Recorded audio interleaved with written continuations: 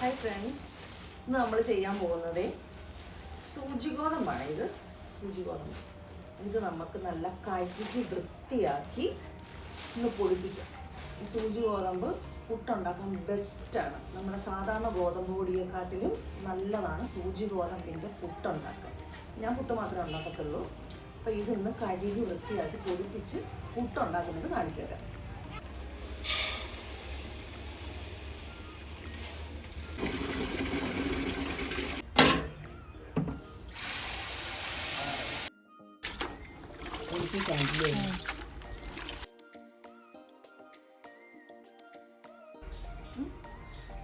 ഇപ്പം നമ്മൾ സൂചി ഗോതമ്പ് നല്ല വൃത്തിയായിട്ട് കഴുകി ഇതുപോലൊന്ന് വാലാൻ വെക്കണം. എന്ന് വെച്ചാൽ ഒരു 10 മിനിറ്റ് കഴിയുമ്പോഴത്തേക്ക് വെള്ളം കുറച്ച് നന്നായിട്ട് ഇങ്ങനെ വാങ്ങി എന്നിട്ട് നമുക്ക് ഉണക്കിയെടുക്കാം.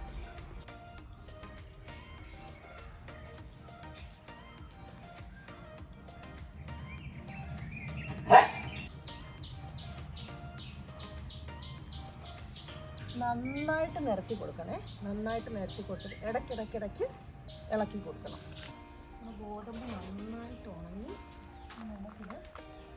ഗോതമ്പ് നല്ല ഉണങ്ങി, സൂചി ഗോതമ്പ് നല്ല ഉണങ്ങി നല്ല വൃത്തിയായിട്ട് കിട്ടി.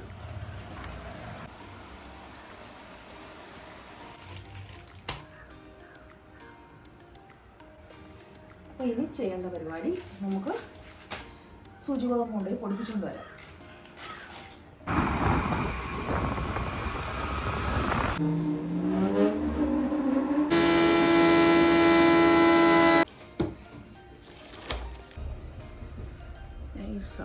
നമ്മൾ ഗോതമ്പ് പൊടി പൊടിച്ചുകൊണ്ട് വന്ന് സൂചി ഗോതമ്പ് നന്നായിട്ടൊന്ന് നിരത്തി ഇടണം. ഇപ്പം നല്ല ചൂടാണ് പൊടിക്ക്. ഇതുപോലത്തെ നല്ല ഏത്തായിട്ടുള്ളൊരു പാത്രത്തിൽ വേണം ഇതിട്ട് വയ്ക്കാൻ. കഴുകി നല്ല വൃത്തിയാക്കി തുടച്ച് നമ്മളെപ്പോൾ പൊടി ഇതിനകത്തുനിന്ന് തീരുമ്പോഴും ഈ പാത്രം എടുത്ത് നന്നായിട്ട് കഴുകി ഒന്നുകിൽ വെയിലത്ത് വെച്ച് ഉണക്കണം, അല്ലെങ്കിൽ നമ്മൾ ഗ്യാസിലോട്ട് കാണിച്ചു കഴിഞ്ഞാൽ ഇത് നന്നായിട്ട് വൃത്തിയായിട്ടുണ്ട്. ഇനി നമുക്ക് പുട്ടുണ്ടാക്കാം. അപ്പോൾ ഞാനിപ്പോൾ ഇത്രയും പൊടി എടുത്തിട്ടുണ്ട് പുട്ടുണ്ടാക്കാൻ. അതിനകത്തൊരു ശകലം ഉപ്പും ഇട്ട് നമ്മുടെ നോർമൽ വെള്ളം, ചൂടുവെള്ളമൊന്നുമല്ല ഇത്, ഇട്ട് നല്ലപോലെ തളിച്ചെടുക്കണം. അതായത് നമ്മൾ സാധാ പുട്ടിൻ്റെ പൊടി തളിച്ചെടുക്കുന്ന പോലെ തന്നെ തളിച്ചെടുക്കണം. പിന്നെ ഇതൊരു 10 മിനിറ്റെങ്കിലും ഇങ്ങനെ കൈകൊണ്ട് നന്നായിട്ട് ഞെരടണമേ. കണ്ട പുട്ടുപൊടി കണ്ട കട്ട കെട്ടാതെ ഇതുപോലെ ഇങ്ങനെ ആക്കിയെടുക്കണം. കറക്റ്റ് 10 മിനിറ്റ് നമ്മൾ ഇതുപോലെ ഞെരടിയാൽ മതി. ഇതുപോലെ വരും. എന്നിട്ട് ഞാൻ ഇതിലോട്ടങ്ങ് തേങ്ങ ഇടും. തേങ്ങ ഇട്ടിട്ട് നന്നായിട്ടൊന്ന് ഞെരടണം. അതായത് ഈ പൊടിയിലോട്ട് ഈ തേങ്ങ നന്നായിട്ടൊന്ന് മിക്സ് ആവണം.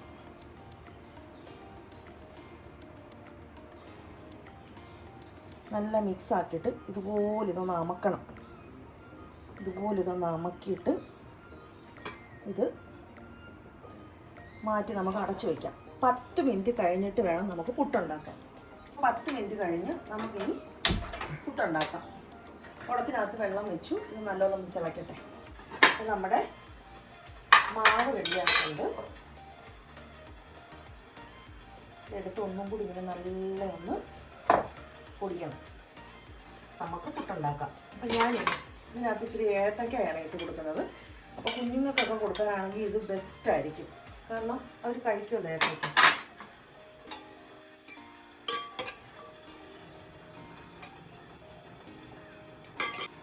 ഇതിൻ്റെ കൂട്ടത്തിൽ തന്നെ നമുക്ക് കുറച്ച് ഏത്തക്കങ്ങ് കിട്ടുള്ളൂ. ഏത്തക്ക ഇഷ്ടമില്ലാത്തവർ ഇടണ്ട. കടലക്കറി ആയിരിക്കും ബെസ്റ്റ്. ഇടുന്നു മീൻ കറി.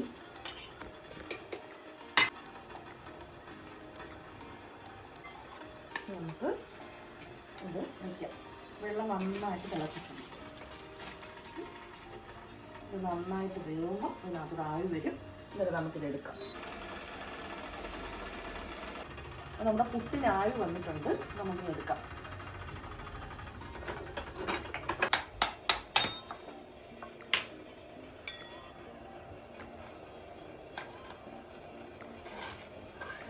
അയ്യോ ചൂട്.